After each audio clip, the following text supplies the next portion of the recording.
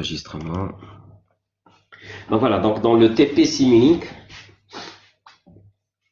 on avait donc le sujet ici.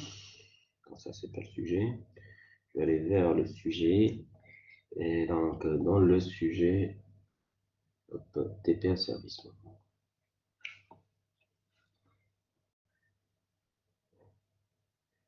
Voilà. Donc, ça, c'est le simulateur que vous allez utiliser. D'accord. Donc, pour le faire, il suffit seulement de lancer MATLAB. Bon, là, je l'ai déjà lancé, mais hop, je peux le tout arrêter et le relancer avec vous. Quitter MATLAB. Ça doit pas être très compliqué, mais on va le refaire. Donc, vous lancez MATLAB. Après, ça, c'est par rapport à Mac, mais vous pouvez le lancer sur votre Windows. Vous lancez la version de MATLAB que vous avez. Et pour la version, le temps qui se lance, logiquement, le PC va être aussi lent que ça. Hop, en fait, quand je ne l'ai pas lancé, je pensais l'avoir fait. Voilà. Donc là, j'ai une version, que vous avez une version plus récente que la mienne, mais le principe de fonctionnement est le même. Donc là, je vous ai donné le fichier, le dossier. Donc logiquement, tout le monde a téléchargé son dossier. Vous le mettez quelque part. Généralement, vous le mettez dans les documents de travail de MATLAB. Donc moi, j'ai mon fichier TP. Et donc dans le TP, vous avez, j'ai mis la partie UFTAM, celui que. Donc là, vous avez les différents codes. Donc j'ai même le sujet. Donc dans ces codes-là, ce qu'il y a seulement à lancer, c'est le TP asservissement. Donc vous cliquez dessus. Donc vous vous mettez dans le bon répertoire quand vous êtes sur MATLAB. Et donc quand vous êtes ici, vous voyez en haut, et même sur la partie Windows, vous avez pareil un partie répertoire. Donc vous allez vous mettre dans le bon répertoire. Vous pouvez ici aller vers ouvrir un répertoire. Et dès que vous êtes sur un répertoire, sur le banc, vous lancez le TP asservissement. .mdl. Donc ça va lancer le schéma Simulink. D'accord. Donc là, il est en train de le lancer. Dès que c'est lancé, vous allez avoir votre schéma qu'on a vu qui est dans le sujet. Donc là, vous avez des codes comme Core P, Core I, Core 6B, 6A. Donc c'est des codes qui sont utilisés par le simulateur TP asservissement, mais vous n'y touchez pas. Donc le seul élément que vous allez utiliser, ça sera TP asservissement. Donc vous n'allez manipuler que sur TP asservissement. Pour tout le reste, vous n'allez pas faire quoi que ce soit. C'est-à-dire vous n'avez pas un truc particulier à faire. Et même par rapport aux paramètres de simulation que vous n'avez pas à modifier. Donc il suffit seulement d'appuyer exécuter, pas exécuter, puis regarder les figures et interpréter. Voilà. Donc là, il a lancé le schéma Simulink. Donc c'est un peu ce que vous avez dans votre comment dirais-je, votre sujet. Donc si on regarde ici, vous avez votre schéma. Donc ce qui est important, c'est ça. Toute cette partie-là. Ce que vous avez ici, c'est sur quoi vous allez agir. Et puis, donc, ce qui est vert, ça correspond au correcteur. Donc, ici, vous avez soit un correcteur proportionnel, soit intégral. Donc, vous avez le KP à imposer, donc qui se trouve là, le TI. Donc, si par exemple, je veux imposer un KP égal à 10, il suffit seulement de mettre 10 et puis OK. Et là, il va mettre un KP égal à 10. Pour moi, je sais que ce KP-là, donc il sera associé à cette valeur et donc c'est 10. Si je veux, par exemple, j'ai deux processus A et B, c'est ce que vous avez dans le sujet de TP. Et donc, ce que vous allez faire ici, pour choisir un ou l'autre, vous avez des interrupteurs. Donc, c'est comme si vous allez actionner un. Donc, par exemple, si je suis sur interrupteur 3, donc vous le voyez ici, c'est le processus A. Donc, si c'est mis un 1, donc il est fermé, c'est le processus A qui est actionné. Là, 0 pour le processus B. Donc, c'est comme si le signal va passer uniquement par le processus A. Autrement, si je veux plutôt le B, généralement, je ne vais pas actionner les deux en même temps. Après, je peux le faire, hein, mais ça n'a pas beaucoup de sens. Processus, je vais mettre 1 sur le B et du coup, là, je sais que c'est le processus B qui fonctionne. Pareil, donc là, vous avez le bouclage. Donc, si je suis en boucle ouverte, Je vais mettre 0 pour la partie bouclage. Vous voyez bien, c'est l'interrupteur 5. C'est, vous êtes sur correction ici. Donc, c'est la partie associée à l'interrupteur 2. Donc, c'est il permet d'envoyer le signal du correcteur. Donc, soit je le mets 0, soit 1. Donc, tout ça, ce que vous avez donc en jaune ici, c'est les interrupteurs. Donc, ça permet de sélectionner une partie. Par exemple, quand vous êtes en correcteur, si j'utilise que le correcteur proportionnel, vous allez mettre l'interrupteur 6 sur 1 et l'interrupteur 1 sur 0, celui associé à l'intégrateur. Si par contre je veux mettre uniquement un intégrateur, à ce moment-là, je vais mettre 0 pour le 6 et je vais mettre 1 pour l'interrupteur intégral. Sauf qu'il ne faut pas oublier que KP, je dois le mettre du coup à 1, puisque sauf si du coup le TI sera modifié. Donc je vais mettre KP égale à 1, comme ça, j'ai que la constante d'intégration ici qui passe, qui est considérée, donc qui est en seconde ici. Et donc là, je choisis la constante d'intégration, soit 1, je la mets à 0,1, donc 1 milliseconde par exemple, hop. Donc ça, c'est la valeur de la constante d'intégration. Donc là, vous avez tous les éléments. Donc c'est pas très compliqué. Vous avez tous les éléments ici. Et puis après, j'actionne un ou l'autre en fonction. Donc ça, c'est pour la partie actionnement au niveau du système. On n'a pas encore lancé de simulation, on verra par la suite. Et puis là, vous avez après les entrées. Donc les entrées dans ce simulateur, on a 3. Le E qui servira de consigne au cas où on est en boucle fermée. Si on est ouvert, ça peut entrer. Donc vous avez le E. Vous avez P1 qui, par exemple, si vous voulez seulement, qui peut être utilisé comme perturbation théoriquement, mais c'est au cas où je veux pas actionner l'interrupteur 2, donc je le mets à 0 et l'interrupteur 5 à 0, je peux l'utiliser comme une entrée de commande. Comme ça, hop, j'élimine tous. Donc si je mets par exemple 0 ici, je sais pas pourquoi il a planté. Attendez.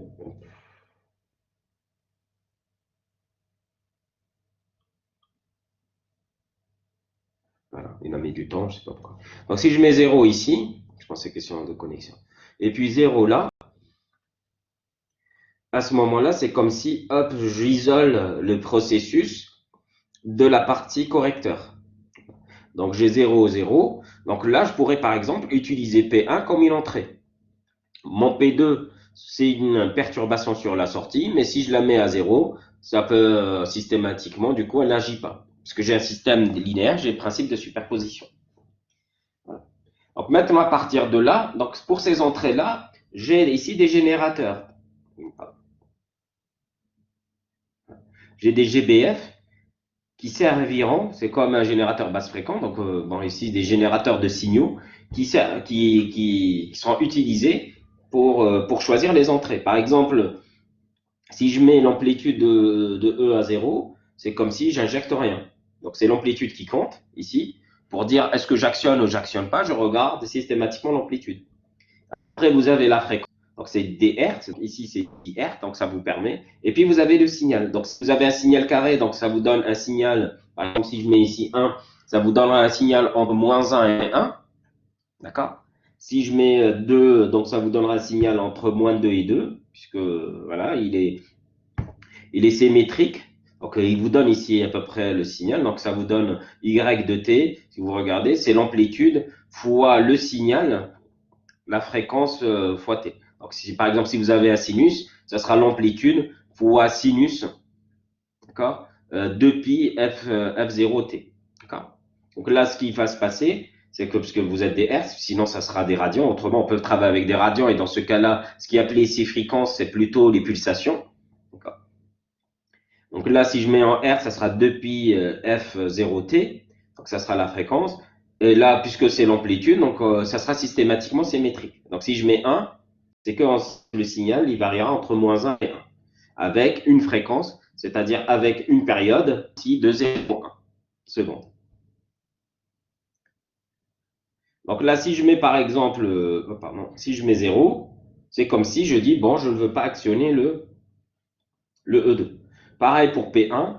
Donc par exemple, si je mets, là j'ai déconnecté, si je mets P1 à 1, ici, dans ce cas-là, je vais plutôt envoyer un signal carré entre moins 1 et 1 à ce niveau-là, avec une fréquence de 10 Hertz.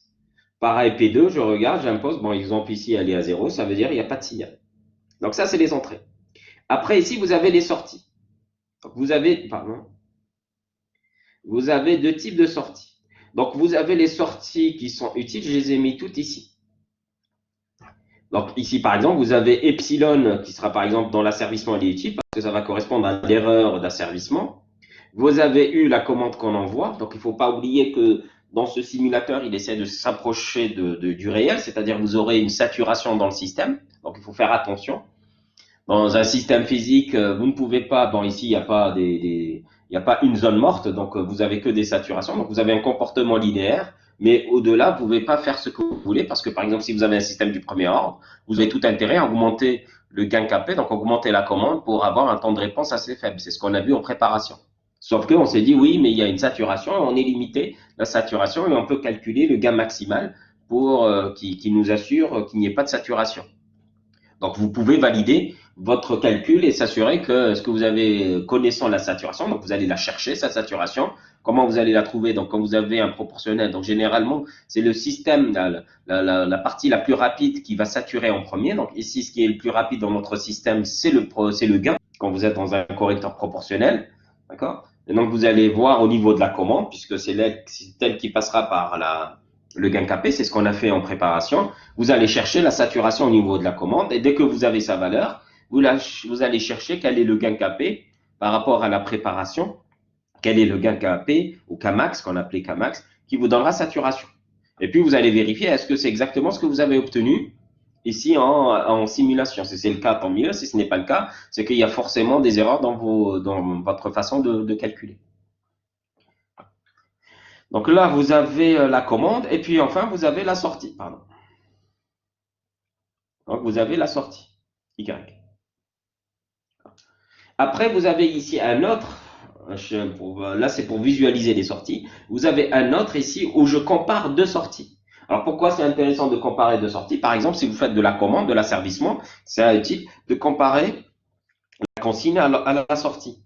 Et donc ici, ce que j'ai mis, c'est la partie où on veut par exemple, on veut comparer deux signaux. Donc, c'est pour ça que j'ai mis ce qu'on appelle un multiplexeur pour comparer les signaux. Dans ce cas-là, vous cliquez ici pour choisir l'entrée que vous sélectionnez. Donc, vous avez les différentes ici, ça va être, bon, vous n'allez pas chercher KP et TI. Donc, vous allez mettre U par exemple, si vous voulez la commande.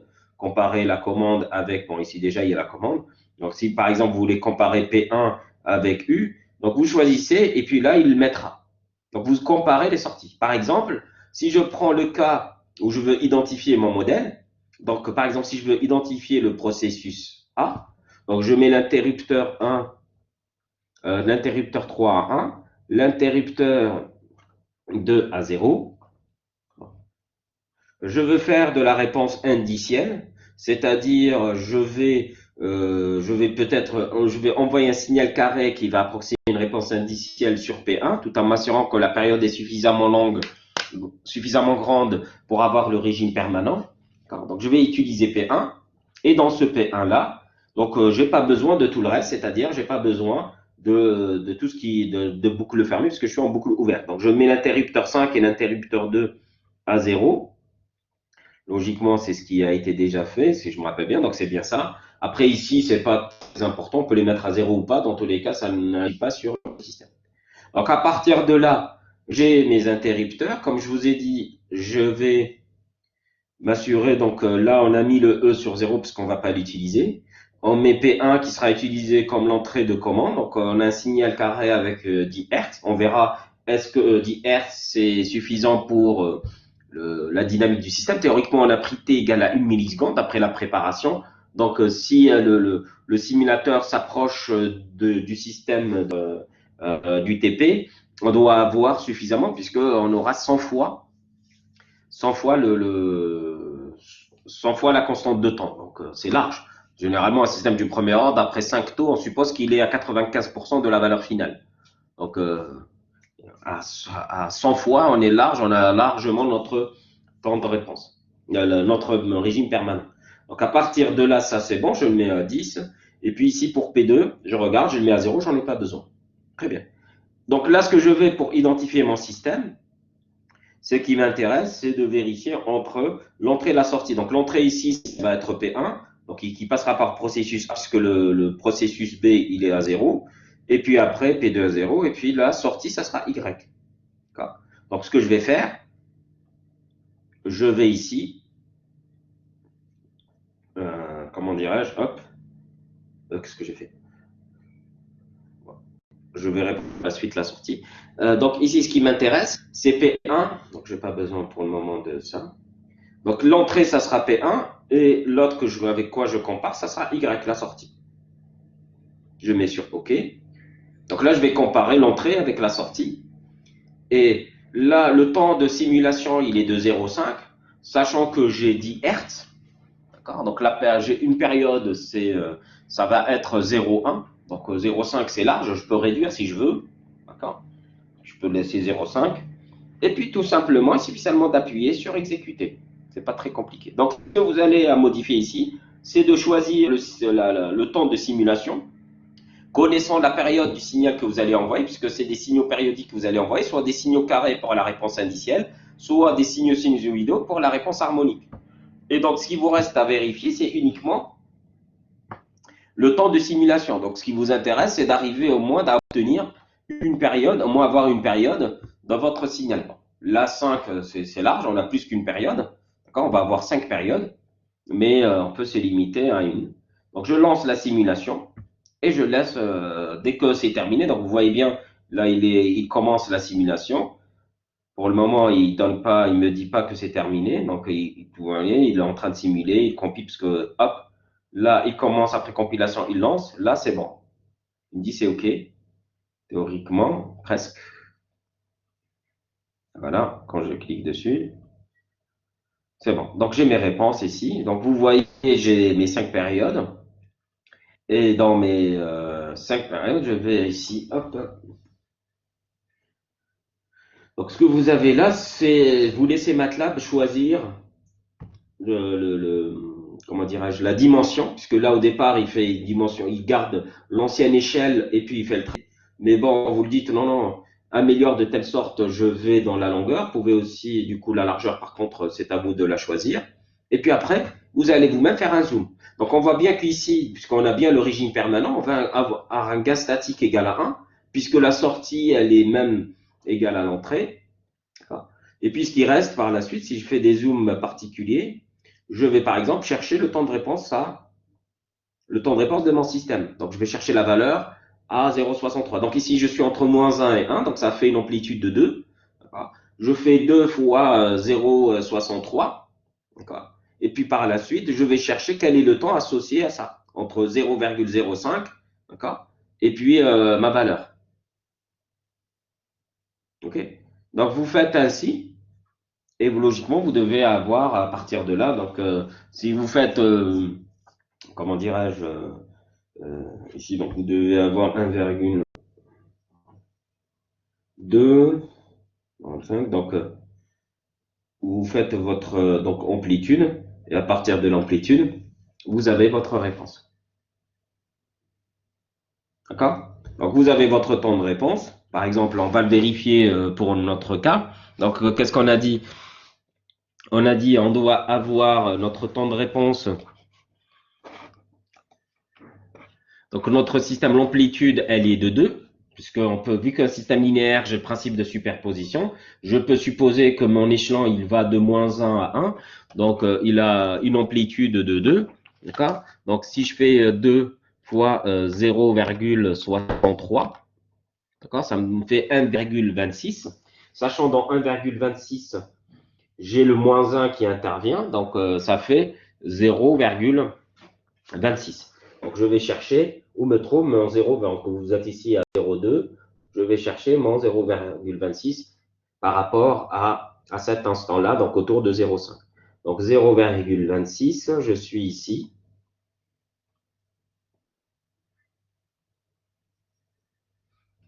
Donc, hop, 0,26, je suis là. Après, c'est une question de précision. Vous voyez bien qu'à chaque fois, je suis de plus en plus précis. D'accord. Donc, hop, je suis à 2,26. Donc, si vous prenez l'écart, Donc, vous avez pour l'un, je ne sais pas après, est-ce que il me permet d'avoir, je sais pas si ça fonctionne ce truc. Ah, voilà. Pour mesurer, non, que je veux, c'est mesurer là. Donc, hop, non, ça marche pas comme ça. Hop, je vais refaire. Après, c'est question de version.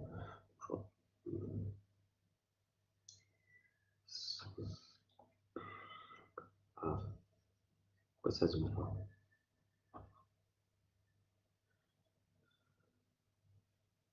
Hop, hop.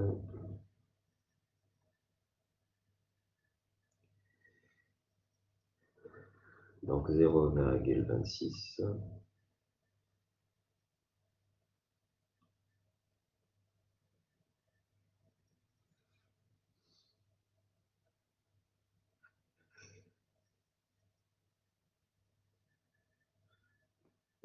Donc si je mets le 1 sur 0,05, quand même. Et puis l'autre sur, donc ici, apparemment, je peux aller vers. Après, c'est question de précision, mais on voit bien que déjà comme ça, c'est 0,49. Et puis pour le 2, je regarde. Alors, ici, 89.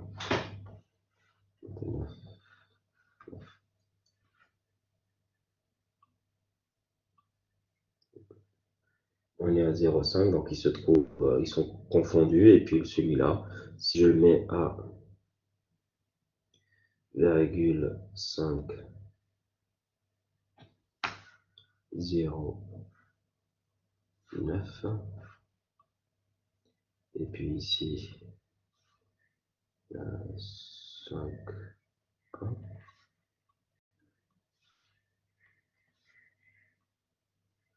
Donc on voit bien à peu près, vous êtes à 1 milliseconde, d'accord? Après l'écart est tellement faible, mais vous voyez bien que vous êtes à 1 milliseconde entre donc 1,1 milliseconde. Donc vous êtes autour d'une milliseconde pour votre delta T. D'accord? Bon, ici c'était pour avoir seulement la précision, mais après vous aurez pu faire directement en lisant entre cette valeur-là. Après, il y a une erreur, mais elle reste assez faible. L'idée c'est d'avoir à peu près le temps de réponse et on voit qu'on est autour d'une milliseconde. Voilà. Donc ça c'est pour vous dire comment vous allez utiliser le simultané. Donc à chaque fois, ce que vous allez faire, c'est pas très compliqué. Vous allez seulement paramétrer. Donc tout ce que vous avez vu ici en interrupteur, pardon. Vous allez actionner certains et mettre à zéro d'autres. Vous allez choisir, par exemple, si je vais prendre ce système-là, je vais utiliser un correcteur intégral, d'accord, capé. Après, je ne sais pas la valeur que je vous ai donné de capé. On va prendre par exemple le 1 ici. Donc, par rapport à gain, donc vous allez avoir un gain statique cette fois-ci qui sera inférieur à 1, puisque ça sera 1 sur 1 plus 1, d'accord? Donc, ça vous donnera 1 demi. Donc là, si je mets en boucle fermée, je vais mettre mon système ici 1. Ok. Là, je vais mettre un 1. Très bien, donc je mets mon correcteur. Ici, pour l'interrupteur, j'utilise le correcteur uniquement proportionnel, donc je le mets à 1. L'autre, je le mets à 0. Maintenant, je vais vers mes actions. Donc, ça sera le correcteur proportionnel, la consigne qui sera cette fois-ci utilisée. Donc, je vais mettre 1. Ici, je mets le reste à 0 puisque je ne vais pas utiliser la perturbation. D'accord? À partir de là, je lance ma simulation. Donc, ici, plutôt, je vais comparer E avec la sortie. Donc, ici, ça sera E. Voilà. Et je lance ma simulation.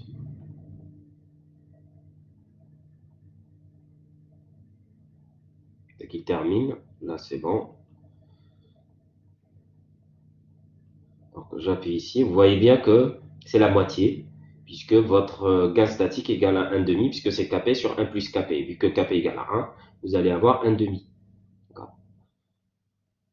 Donc après, vous allez recalculer. Donc déjà, on voit facilement le gain statique puisque c'est le rapport entre la sortie, donc l'amplitude de la sortie, vu que c'est un système linéaire, on peut prendre crête à crête sur l'entrée. L'entrée, elle vaut 2 volts, crête à crête, ou 2. Je ne sais pas si c'est des tensions ou des pressions ou des forces. Et ici, ça sera 1, crête à crête. Donc le rapport des deux vous donne 1,5, ce qui correspond bien au gain statique de la boucle fermée. Et puis dans le même principe, on cherche le temps de réponse, c'est-à-dire 63% de la valeur finale, ça veut dire ici de 1. Donc 0,63.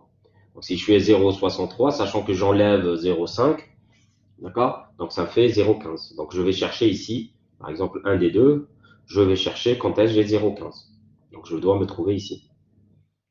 Et je cherche quel est le temps de réponse. Logiquement, le temps de réponse va diminuer par rapport à ce qu'on a vu tout à l'heure, du moment où on a notre temps de réponse de la boucle fermée, c'est taux sur 1 plus kp. D'accord. Donc, il sera taux divisé par 2. Donc, on divise par 2. Donc, on sera de 0,5 millisecondes. Donc, on va chercher à ce qu'on a bien 0,5 millisecondes. D'accord. Ouais, on le voit aussi à peu près qu'on a bien notre 0,5 millisecondes. On autour ici à peu près à 0,5. D'accord. Donc ça, c'est le principe.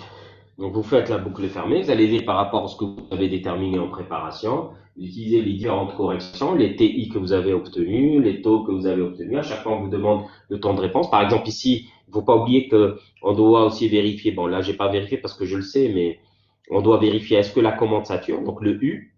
Donc là, j'ai ici les autres variables, si ça m'intéresse. Donc on voit bien ici, c'est la variable commande. Ici, on regarde, la commande, elle sature pas. Si je regarde ici, j'ai un comportement qui est linéaire pour la commande.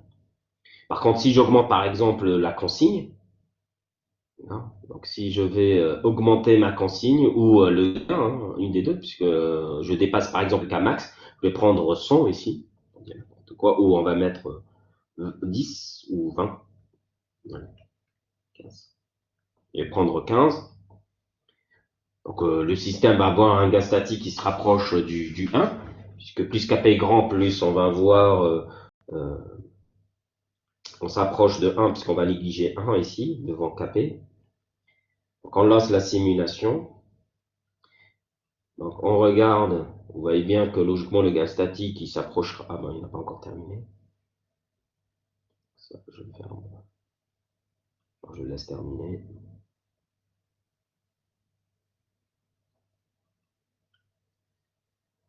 Je fais comme tout à l'heure. Donc vous voyez bien que vous allez vous rapprocher, vous avez un temps de réponse qui est encore plus faible. C'est pour ça qu'on ne voit pas vraiment la différence, puisque ça sera taux sur 1 plus Kp.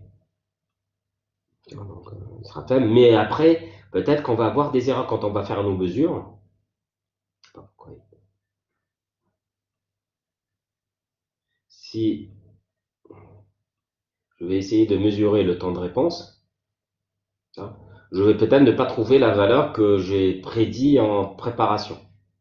Et donc c'est pour ça, des fois, donc vous voyez bien, vous avez, bon là c'est le zoom qui me fait ça, parce que en réalité la simulation ça vous donne des points et ce qui fait MATLAB c'est qu'il interpole entre les points, c'est tout.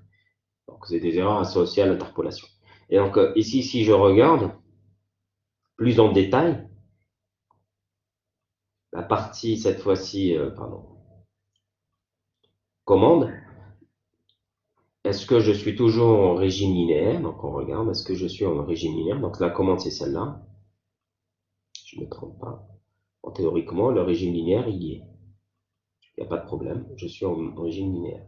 Si par contre je vais mettre 20,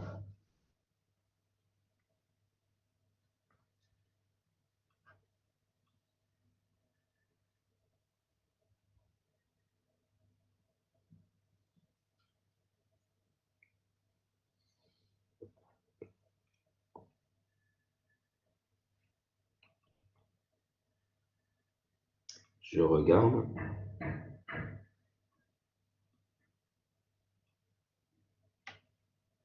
Je regarde qu'est-ce que j'ai en sortie. Donc ça c'est Y. Là c'est la commande U de mon système.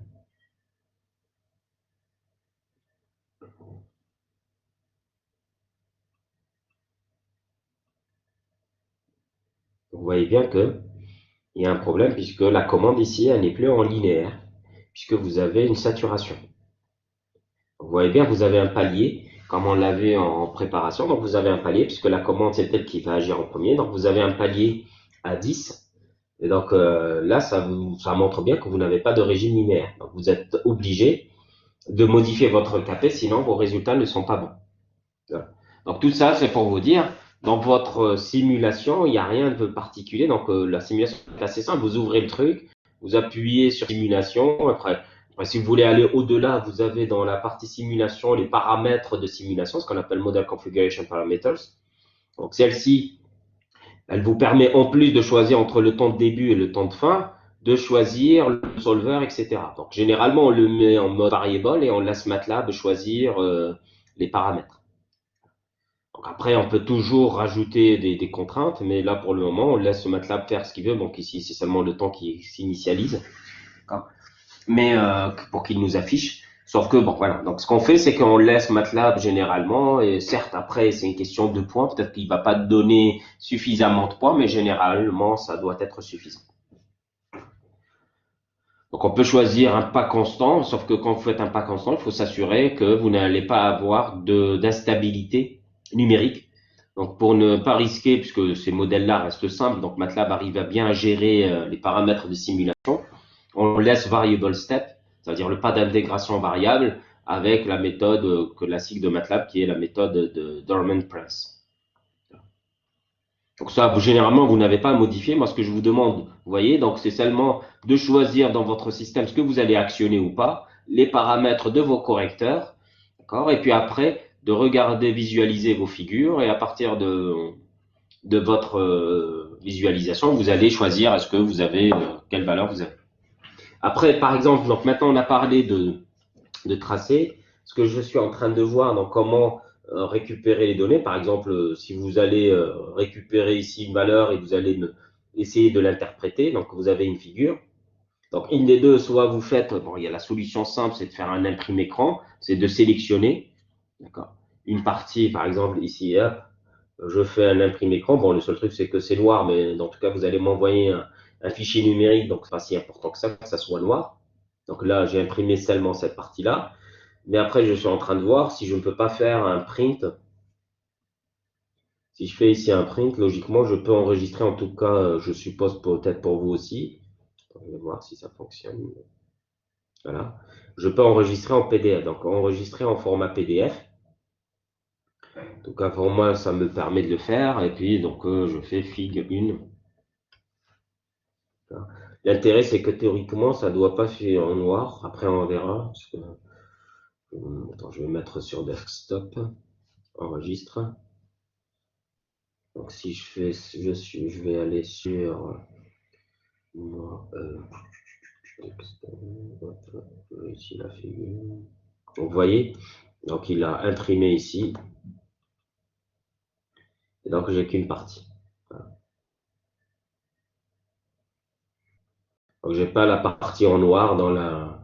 Après, l'idéal, c'est que par la suite, vous-même, vous allez rajouter des interprétations. Ça ne se limite pas à m'imprimer cette figure, mais dire, voilà, vous pouvez écrire par-dessus euh, ou écrire ou faire appeler ça figure 1 et m'écrire à côté comment vous interprétez, comment vous avez fait vos mesures.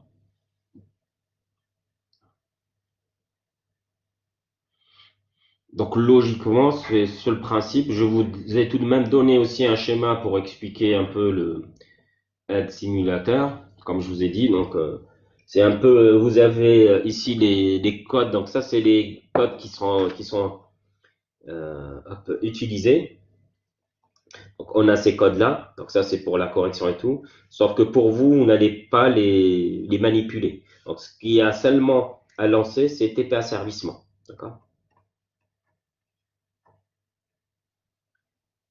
Le reste, n'y touchez pas. Par la suite, comme je vous ai dit, vous avez seulement ici à choisir ce temps.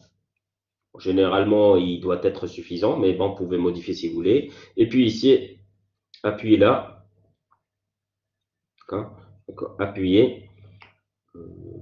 Si vous en avez besoin, c'est-à-dire pour lancer la simulation, pour le run. D'accord? Je suis.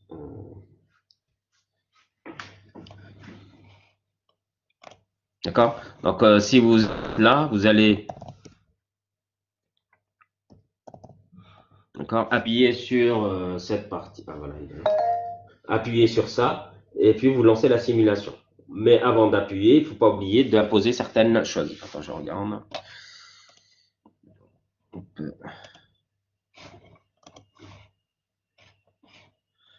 Oui, Mamadou.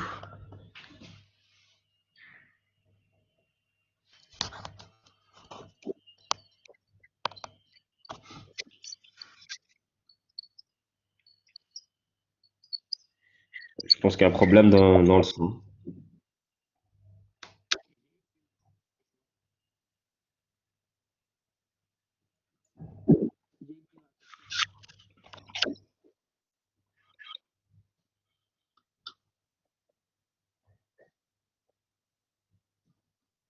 Bon, le temps que Mamadou arrive à mettre en fonctionnement son micro.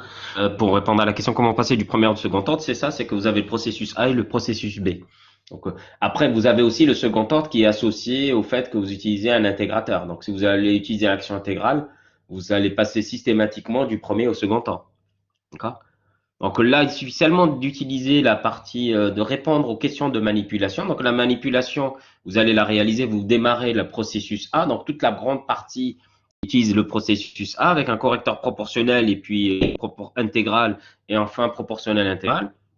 Et puis vous passez au processus B. Donc vous mettez à 0 l'interrupteur associé au processus A et vous mettez 1 sur l'interrupteur processus B et vous faites vos simulations. Donc vous voyez, c'est pas très compliqué. Le simulateur est très simple. Il suffit seulement de choisir les valeurs, les entrées, et puis de choisir vos valeurs. Donc comme je vous ai dit, vous avez ici les entrées que vous allez choisir. Donc quand vous allez utiliser une consigne, le E, vous allez choisir ici les paramètres. Donc comme je vous l'ai dit, soit le signal, un sinus, soit un, comment dirais-je, un rectangle qui va approximer ici le step, l'échelon. Donc ici, ce que vous avez, c'est la partie l'amplitude. Donc vous allez choisir l'amplitude et puisqu'il est symétrique, vous allez avoir, si vous imposez ici 1, ça veut dire vous allez avoir par exemple et le sinus, vous allez avoir un signal sinusoïdal avec une amplitude qui est entre 1 et moins 1. Et la fréquence, donc vous faites du hertz, ça sera la fréquence, c'est-à-dire ça sera l'inverse de la période. Donc ici, ça sera 1 sur t où t c'est la période ici. Et puis par contre, si vous imposez les radians, si vous dites non, non, c'est plutôt l'unité, c'est radians par seconde, donc ça sera le 2pi sur t.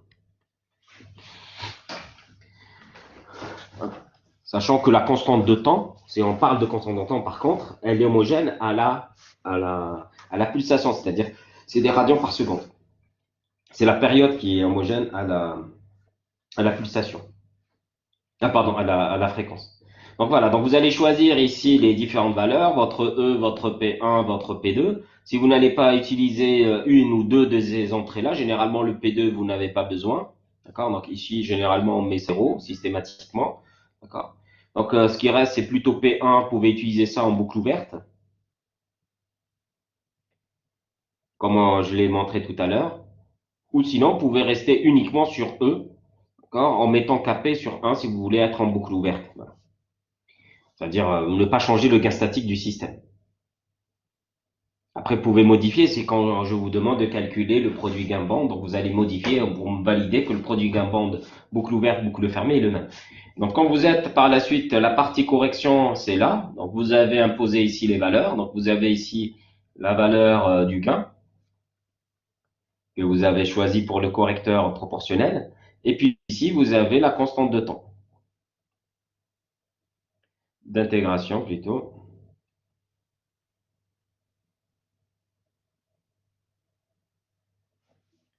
Donc vous avez ici la constante d'intégration.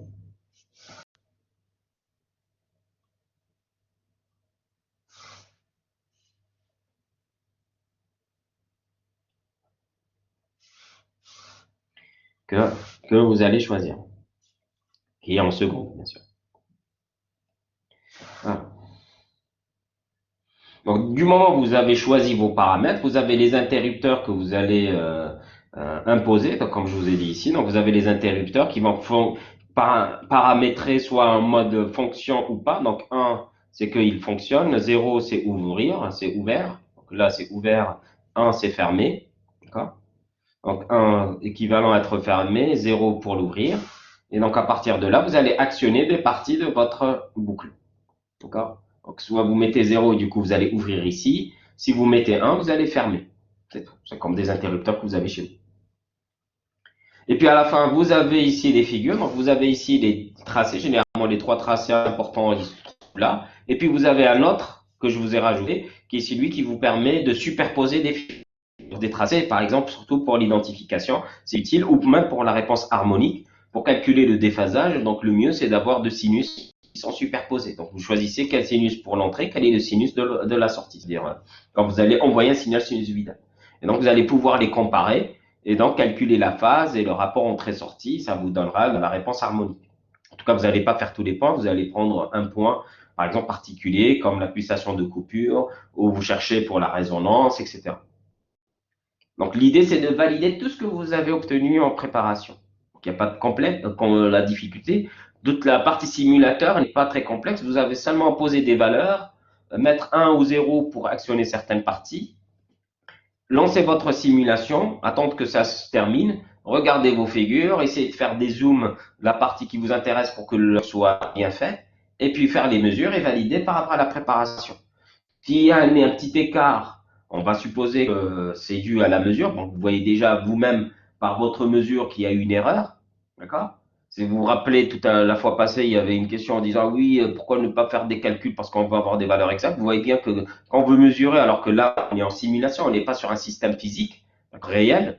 D'accord? On est en simulation, donc on ne peut pas être plus proche du modèle qu'avec une simulation. Et malgré ça, il y a un petit écart. Et donc, quand on fait de l'automatique, le fait d'utiliser des figures pour arriver à un résultat, cet écart-là est déjà pris en considération. Vous voyez bien que ça ne sert à rien d'avoir une précision infinie du moment votre mesure elle-même n'est pas aussi précise. Voilà. Donc là, vous avez vos tracés, et puis à partir des tracés, vous allez les commenter et interpréter, parce que le but, c'est de valider ce que vous avez obtenu en préparation. Voilà. Donc à chaque fois, vous avez ici le TP. Donc on a fait ensemble la partie préparation parce que je l'ai eu. Donc en même temps, vous me l'avez envoyé. Et puis là, à partir d'un certain moment, vous allez commencer la manipulation. Donc vous avez la manipulation 1 qui arrive ici. Donc relever la réponse indicielle du processus puis déterminer son gaz statique ainsi que sa demande passante. Donc déjà, on a répondu à cette question-là. On a vu que pour le processus A, puisque là on est en processus A, c'est par la suite qu'on arrivera au processus B. Une grande partie, c'est que du processus A. C'est vraiment à la fin qu'on a le processus B. Donc, vous allez faire en boucle ouverte et vous cherchez le gain statique qu'on a vu qui est égal à 1. Et puis, le temps de réponse, on a vu qui nous donnait, c'est parce que le temps de réponse, ça correspond à la bande passante à 3%, puisque à moins 3 dB, on descend à moins 3 dB au niveau de 1 sur T. Donc, en cherchant le temps de réponse à 63%, on a trouvé notre T qui vaut 1 milliseconde. Donc là, vous avez fait vos mesures. Donc, ce que j'attends de vous, c'est de faire le tracé, de dire, voilà, donc le gain statique, donc vous voyez bien que le rapport est de 1 entre l'entrée et sortie. Donc, du coup, le gain statique, il vaut 1. Si je fais le zoom, donc le temps de réponse en mesurant ici, vous voyez bien que ça fait 1 milliseconde. Donc, c'est 1 milliseconde. Donc, voilà. Après, vous prenez un KP égal à 4 et vous bouclez le système. Et vous cherchez quel est le temps de réponse. Pareil, ça veut dire à 5% puisque ça reste un premier rang, donc ça va être à peu près 5 taux de la boucle fermée, sachant que taux de la boucle fermée, c'est taux sur 1 plus KP. Donc ici, taux sur 5, on divise par 5 le temps de réponse. Donc vous le cherchez, vous le mesurez, et vous validez par rapport à ce que vous avez obtenu en préparation. Après, vous envoyez plus ou moins 1 volt. Donc ici, c'est pas des tensions, en supposant que, puisque en réalité, le simulateur correspondait à une plaquette électronique avec des amplis up. Donc là, je l'ai repris en mode simulation pour vous, pour que le TP puisse se faire à distance. Et donc, vous allez envoyer un signal carré, comme on l'a vu, donc avec une amplitude égale à 1, puisqu'il sera pratiquement entre plus ou moins 1 volt. D'accord. Et puis, vous allez chercher quels sont le gain Kmax qui va vous donner la saturation. Donc, vous allez augmenter Kp jusqu'à avoir votre palier de saturation. Et puis, vous le validez par rapport à la préparation. Vous faites pareil pour l'entrée d'un créneau d'amplitude 0,1. Donc 0,1, dans ce cas-là, il n'y aura pas de saturation. Et vous allez augmenter environ de 20 et vous regardez comment ça va se comporter. Donc là, c'est seulement pour vous dire que c'est la saturation qui va limiter. Sinon, si on augmente, on aura toujours des résultats qui seront meilleurs. Voilà. Donc par la suite, vous allez faire une correction proportionnelle, intégrale, pardon. Donc restez toujours sur le processus B. Pardon, A, qu'est-ce que je suis en train de dire? Donc, vous restez toujours sur le processus A. Par contre, vous changez de correcteur, et donc ça vous donnera un système du second temps. Donc là, c'est la préparation, c'est ce qu'on a eu ensemble, vous l'avez. Et puis à un moment donné, vous arrivez à la manipulation, c'est la manipulation 2. On vous demande de prendre les bonnes valeurs. Donc vous allez imposer Kp égale à 1 au niveau de votre correcteur, puisque on passe par Kp. Donc systématiquement, pour ne pas modifier la constante d'intégration, on impose un Kp égale à 1. Et vous allez choisir les valeurs. Donc vous allez imposer un Ti égale à 1 milliseconde. Et vous regardez qu'est-ce que ça vous donne. Et puis vous prenez les différentes valeurs TI égale à 10 fois T et vous voyez qu'est-ce que ça vous donne aussi. Après, ça sera le correcteur proportionnel intégral. Donc vous mettez un 1 pour les deux interrupteurs, le proportionnel et l'intégral. D'accord? Et après, donc là, ça sera la manipulation 3. Vous allez valider un peu ce qu'on a obtenu dans les préparations précédentes. Et là, vous passez au processus. Donc c'est cette partie-là, on passe à un processus B. D'accord? Parce qu'on a un processus à pôle dominant. Et donc, vous allez cette fois-ci mettre 0 sur le processus A et vous passez sur 1 pour le processus B et vous allez essayer de voir valider un peu ce qui a été déterminé en préparation. Donc, pour le faire, vous avez la manipulation 5 qui y répond avec un correcteur proportionnel et puis avec le proportionnel intégral à la manipulation 6 et avec ça, vous avez terminé votre TP. Voilà. Est-ce que vous avez des questions? Oui, Fars. Monsieur, Oui. monsieur, concernant l'envoi des documents, monsieur, vous n'avez pas Oui. mis une place pour mettre dans le module. On va envoyer par mail. Moi, ça me va, moi, par mail. Après, je ne sais pas, je peux essayer de mettre sur Moodle, j'ai pas l'habitude de l'utiliser, mais ça veut dire de mettre un espace, mais pourquoi pas, si ça vous convient plus d'avoir un espace, je vais essayer de le faire ainsi, hein. Mais bon, dans tous les cas, si vous préférez que ça soit mis sur Moodle, moi, je vais essayer de faire, je demanderai au cas où je ne saurais pas, je poserai la question à Anthony, qui m'aidera. Mais en tout cas, je le ferai ainsi, il n'y a pas de problème. La fois passée, on l'a fait par mail et ça m'a pas posé problème. Après, si pour vous, vous dites non, nous, par mail, c'est plus compliqué, pourquoi pas, hein, je le fais comme ça. Généralement, quand on fait un fichier, c'est lorsqu'on impose un temps donné. Donc, on dit à telle date, j'arrête, je ne récupère plus. Donc, on met un fichier qui se ferme à une date précise et comme ça, on est sûr que ceux qui l'ont pas envoyé dans les temps ne pourront pas l'envoyer. D'accord? Bon, ça, c'est une façon de faire, mais généralement, d'autant plus qu'avec un TP à distance, je suis plus flexible. Et c'est pour ça, bon, j'accepte l'envoi par mail. Mais on D'accord. peut faire aussi par fichier, hein, si vous voulez. Bon, je vais essayer, puis je vous rendrai une réponse. Et pour ceux qui veulent envoyer dans un dossier, qu'ils me le fassent ainsi. D'accord. Mohamed Ali, oui. Monsieur, bonjour. Moi, comment je peux passer de MATLAB vers l'entrée directe vers Simulink? J'ai ouvert MATLAB maintenant, mais Vous allez sur MATLAB. Est-ce que vous êtes allé sur le dossier de la simulation? Donc, je vous ai envoyé un fichier où il y a les codes, etc. Vous oh, l'avez oh, oui, téléchargé. oui, j'ai téléchargé ça, mais comment je peux l'ouvrir si c'est Vous l'avez dans des IP, vous l'avez systématiquement. Donc, dans ce fichier-là, vous allez sur MATLAB dans la partie le répertoire. Donc, quel répertoire est généralement, c'est une onglette qui se trouve en haut.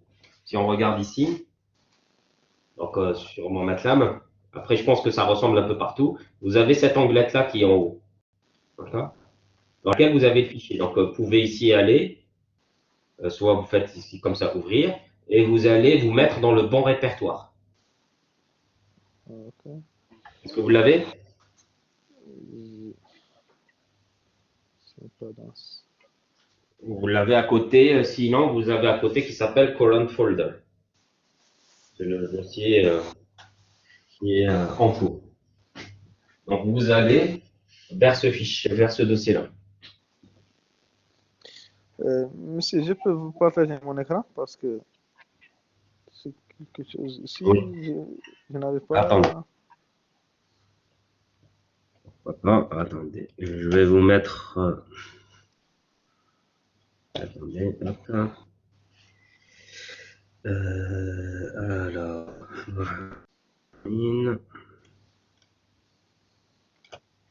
Je vais vous mettre en présentateur. Moi, j'arrête de présenter. Et je vous demande de faire. Allez-y. Partagez votre écran pour que je puisse. Ok.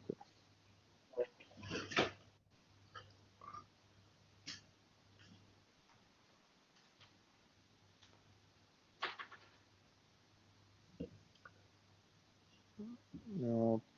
Monsieur, vous m'avez. Je Moi, vous, je vous ai mis. depuis mon PC, mon téléphone. Maintenant, depuis Ah, mon je sais PC, pas, je ne je peux vous pas. ai mis par rapport là où vous y êtes. Après, je ne sais pas où vous avez un autre compte sur votre PC. C'est un autre, non? Non, c'est Mohamed Lamine. C'est ça ce que je vous ai mis là, en présentateur, Mohamed Lamine. Là, avec quoi vous êtes en train de parler? C'est mon téléphone. Mais si mon PC. D'accord. Alors, c'est quoi votre... Attendez, donc je vais retirer... Attends, pas retirer de la session. Je vais vous définir comme participant. Et c'est qui l'autre, Mohamed Lamine?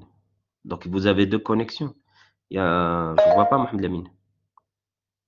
Non, monsieur, Mohamed Lamine a un problème côté de PC. On ne peut pas ouvrir le collaborer sur PC.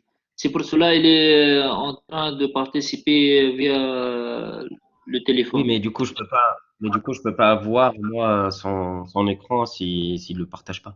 Donc, ce que vous pouvez faire, c'est, euh, attendez, vous pouvez pas partager votre caméra de votre téléphone et on regarde votre PC. Je ne sais pas si ça peut fonctionner comme ça.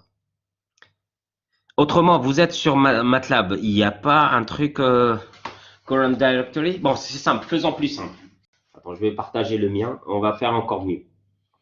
Même si généralement on fait pas comme ça, mais pourquoi pas? Partage l'application d'écran.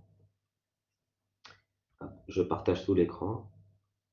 Regardez, c'est simple. Vous allez sur MATLAB, d'accord? Voilà. Et vous allez ouvrir un fichier, dossier. Est-ce que vous avez ça?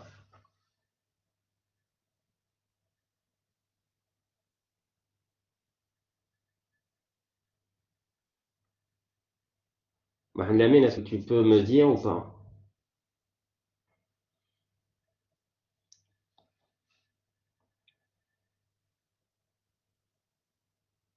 Bon, apparemment, ça ne répond pas. S'il vous plaît, monsieur, Oui. mais vous pouvez continuer. Hein. Nous aussi, on veut apprendre, monsieur. On veut voir comment est-ce que D'accord. vous faites, en fait. L'idée, c'est que c'est pas si compliqué, c'est que vous allez sur répertoire, vous ouvrez ici. Quand vous faites répertoire, vous ouvrez un Simulink, vous faites ouvrir. Par exemple, là, il est déjà ouvert. Même si vous n'êtes pas sur le bon répertoire, quand vous allez, bon, je vais essayer pour vous montrer pour vous, seulement pour ceux qui veulent. Donc, non, non, on va pas enregistrer, ça ne sert à rien. Donc, par exemple, je vais mettre sur un autre répertoire. Donc là, je suis sur un truc standard MATLAB, je ne suis pas sur le banc. Je vais ouvrir un fichier. Open. Donc là, je vais aller vers le banc. Donc je suis en TP et UFTAN. Donc c'est là. Je vais ouvrir celui-ci. Donc théoriquement, si je le lance, il va me dire, hop, je suis pas sur la bonne. C'est ça, il me dit pas sur la bonne. Et théoriquement, du coup, il me demandera d'y aller sur la bonne. Pourquoi?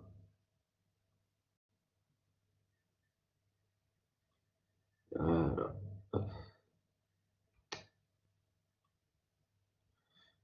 je dois y aller. Donc ici, je fais File.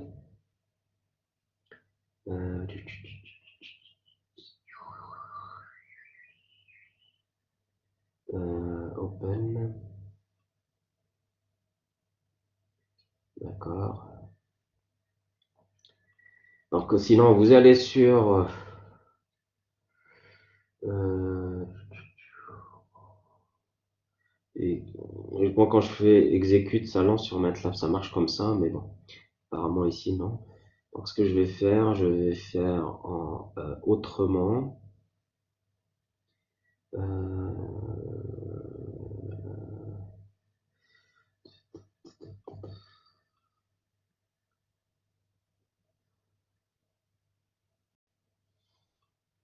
Vous allez sur MATLAB et alors, je sais pas si vous avez, est-ce que tout le monde arrive à voir le truc ici, current folder?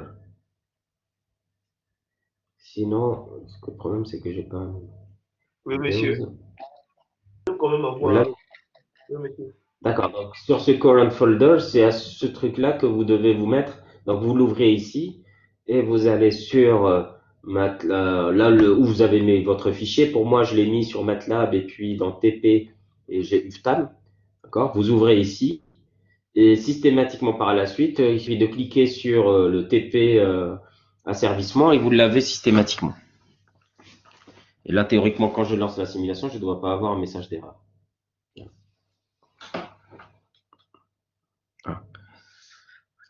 Donc, vous voyez, j'ai fait en sorte que le simulateur ne demande pas des compétences particulières en MATLAB. D'accord? Il n'y a rien de particulier. Vous avez seulement à choisir des valeurs, imposer des 0, des 1 pour les interrupteurs, des choiseurs de P, les valeurs de TI. Et puis à chaque fois, tracer les figures. Vous avez les scopes. Quand vous lancez la simulation, il trace systématiquement les figures. Et puis analyser pour récupérer les valeurs que je vous demande. C'est tout. Donc c'est ce que j'attends de vous. Pas plus que ça. Et puis après, de répondre ainsi, en faisant ça, de répondre aux questions qui sont posées dans la partie manipulation. Donc ça me permet de savoir est-ce que vous avez déjà bien compris la partie préparation et de savoir bien l'utiliser. Oui, Mohamed Lamine. Monsieur, pardon, je me suis déconnecté de mon téléphone. Pourriez-vous me laisser partager mon écran parce que je n'arrive pas à ouvrir D'accord, les fichiers quand on a le type. d'accord. Je vais définir comme présentateur. Allez. Attends, moi je vais arrêter de partager. Comme ça, vous pouvez.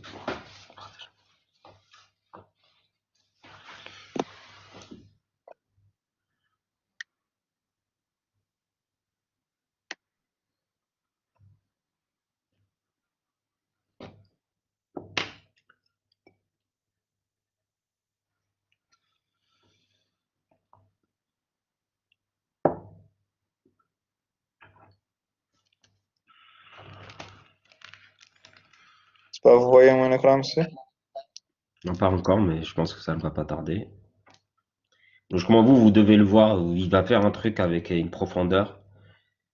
Voilà, oui, je le vois. Donc, allez-y sur MATLAB. Oui. Donc, vous voyez en haut, tout à fait en haut, là, vous avez C, programme. Non, revenez sur MATLAB. Tout à fait en haut, C. À côté, vous devez avoir ouvrir. Le truc, un dossier avec une flèche verte sur la gauche. Continuez sur la gauche. Allez sur la gauche, gauche, gauche, gauche. Vous avez, non, vous avez un truc jaune, un fichier jaune, un dossier jaune. Par contre, vous avez un autre avec ouvrir. Avec vert, avec une flèche verte, à côté encore, à gauche. Voilà, cliquez dessus. Non, verte. Cliquez sur le truc, avec ouvrir. Voilà, cliquez dessus. Browse for a folder. Exactement. Donc, cliquez dessus. Là, vous allez vous mettre sur le banc dossier. Là, vous avez, je ne sais pas où vous l'avez mis. Là, vous avez les codes que je vous ai envoyés. Donc, vous choisissez, je ne sais pas où vous les avez mis.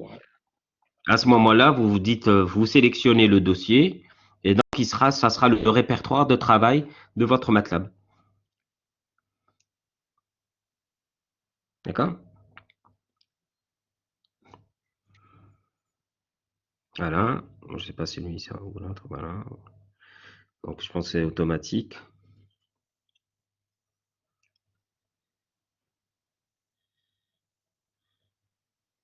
Ah, Bien. apparemment, il y a aucun. Vas-y, cliquez. Peut-être c'est ça. Il y a un problème. aucun élément. Tandis qu'ici, il m'affiche que sont là. Bon, ça fait rien. Allez-y sur ça et vous faites TP OK pour voir. asservissement. Ça fait rien. Vous êtes, ça c'est automatique. Allez sur TP asservissement. Allez sur le truc. Revenez sur MATLAB. Revenez sur MATLAB. Ici, Là où on était exactement. Donc vous êtes sur automatique. Revenez là où vous êtes automatique. Voilà. Vous cliquez sur le TP. Non, TP. Automatique. TP. Voilà. Et vous faites sélectionner un dossier. Sélectionner.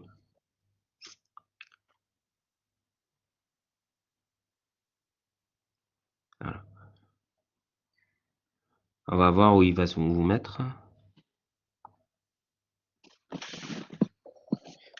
Bon, ouvrir, je pense que il est bizarre. Ouvrir le truc. C'est ce que je vais faire. Allez-y, revenez sur la partie automatique. Par contre, ne cliquez pas. Allez-y. Revenez là où vous avez automatique, sauf que TP ne l'ouvrez pas. Automatique. Donc, vous n'ouvrez pas le TP. Vous faites sélectionner un dossier. Voilà. Exactement. Ce qui va l'ouvrir. Voilà. Donc, c'est bon. On le voit. Je sais pas pourquoi. Et donc là, vous allez cliquer sur maintenant, TP asservissement. Cliquez un double clic. Logiquement, il va le lancer.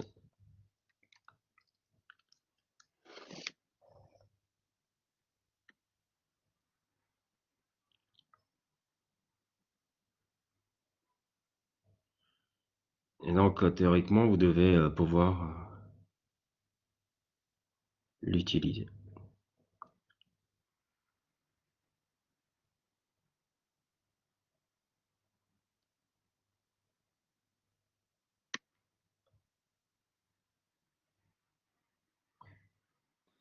Monsieur, pour moi, c'est bon, oui. Le travail. Super. Donc là, après, comme je vous ai dit, il faut ça. Vous voyez, c'est que c'est pas très compliqué à utiliser. Vous n'avez pas besoin de compétences particulières à MATLAB ni en Simulink. Vous avez seulement mettre des 1 et des 0 et de choisir les bonnes valeurs. C'est comme si vous avez le vrai système devant vous. Vous choisissez le processus en mettant l'interrupteur en 1 à 0. Donc j'essaie de m'approcher le plus possible de la maquette parce qu'on a une plaquette qui représente ce simulateur. Et donc c'est comme si vous êtes en train de manipuler cette plaquette-là. L'intérêt, je vous ai pas mis le ok, modèle pour que vous puissiez merci. dire comme si Je vous vais avez le vrai arrêter site. mon partage d'écran. C'est bon, il s'est lancé là, parce que bon. Il va lancer ça, mais maintenant, je fais sans celle que j'ai trouvé la façon de le faire. Parce qu'à D'accord, chaque très fois que bien. je clique, je ne trouve rien. Je ne sais pas pourquoi, il doit y avoir des options. Est-ce que c'est le fait que j'utilise Mac? Bon, je ne sais pas. Théoriquement, il ne doit pas y avoir de raison puisque c'est des fichiers .mdl, c'est des trucs classiques. J'ai fait exprès pour avoir une ancienne version, ne pas mettre avec les nouvelles versions puisque les .mdl, ils sont systématiquement reconnus par toutes les versions MATLAB. Alors que maintenant, il y a des nouvelles extensions un peu plus, voilà, mais qui sont un peu plus gourmandes, mais en plus qui sont pas forcément, qui peuvent pas s'ouvrir avec les anciennes versions. Très bien. Donc, est-ce que vous avez d'autres questions sur l'utilisation du simulateur?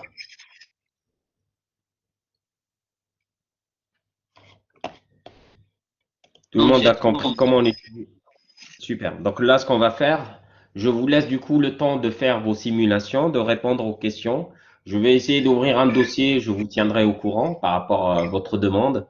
Après, comme je vous ai dit, vous pouvez tout de même aussi me l'envoyer par mail au cas où, soit je n'y arrive pas, mais je pense pouvoir arriver tout de même, comme je vous ai dit, soit pour certains, peut-être qu'ils préfèrent plutôt m'envoyer par mail.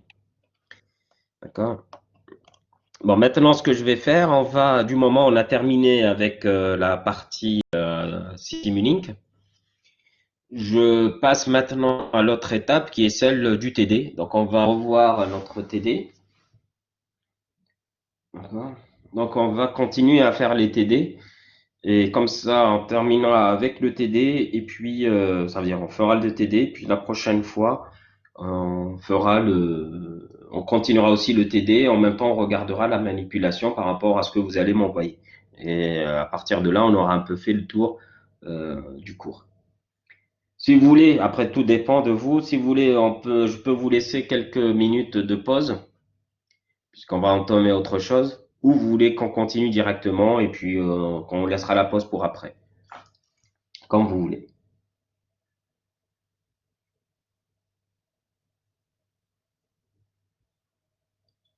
Bon, monsieur, c'est mieux qu'on repose maintenant, monsieur. D'accord. Donc on se dit dans une quinzaine de minutes à peu près. D'accord, D'accord? monsieur. En tous les cas, je voudrais que j'ai à peu près le même nombre que maintenant pour que je puisse pour reprendre un peu le TD. Très bien. Donc je vous dis un Ok, peu à tout à l'heure ou à tout de suite. merci.